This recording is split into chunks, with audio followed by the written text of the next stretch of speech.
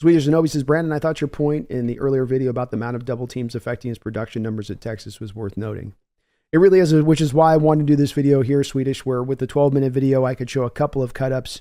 Here I can show you some even more cut-ups, and I can show them more varied between different teams. I can show you the same team over the course of the game doing it multiple times over. I can show you an SE team like Alabama where you go, well, they've got at least good enough blockers to not need to double team this guy. They can just trust their right guard. They can just trust their left guard to handle him. And no, you can't. No, you cannot. No, they could not. And they knew it, and they realized it, and they did something about it. And I'm consistent with this. This, of course, Swedish came up, as I think you knew at the time you were back there back in the day. We're talking about Clowney and Clowney's production of 4 sacks in the year he was here in 2019, because technically only 4 sacks. And a lot of what I said with that at that time with him was double and triple teams are going to affect production. If you're doing it on anybody on anywhere on a defensive line, it's going to affect a guy's production. If he's a grade A pass rusher, it's going to ding down some of that. Is there some rare guys who can overcome that stuff and still be defensive player of the year type guys? Yeah, but they're very few and far between. There's not 10 of those guys in the league, for instance. So when you do that and you're engaged with that as a player and you're getting a heavy dosage of that over and over and over again, it can remarkably reduce your productivity.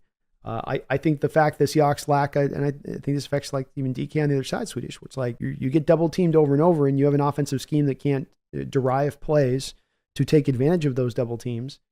You get a little stuck a little bit. You can still be productive as a player, but it reduces down some of the top end that you can supply. And that's the argument I'd be making here, and I would make with Texas, and that it was so all over the place. And then when you see what happens when teams do leave the back door open and allow him to have that one-on-one opportunity, and what he does with that, you go, okay, I see how as a coach would see one of those plays and say, for the rest of the game, why don't we just go ahead and put 2 guys on Murphy, okay? Can we do that? Devondre's not going to play more than 10 snaps.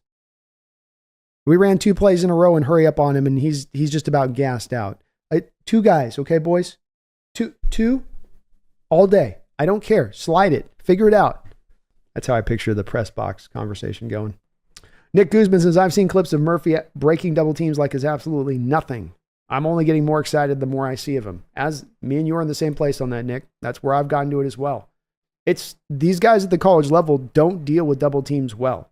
Guys splitting double teams, guys holding their ground against double teams, nose tackle, 3-tech, it don't matter. That's not something guys do at the college level and do it with like he did over and over. Because he played so many snaps as a nose tackle, you have so many snaps to go off of with him in that double team situation. And, he handles it really well. And just that power, the explosive power with the quickness, the hand usage, the effort, it all sort of combines together. And I'm glad that I'm not the only one getting really excited about this kid, or getting more excited the more that I kind of understand how his last season went, especially how teams dealt with him, why the production wasn't necessarily at that spot you typically would expect to see it from a defensive tackle that would be picked in sort of the middle part of that first round area.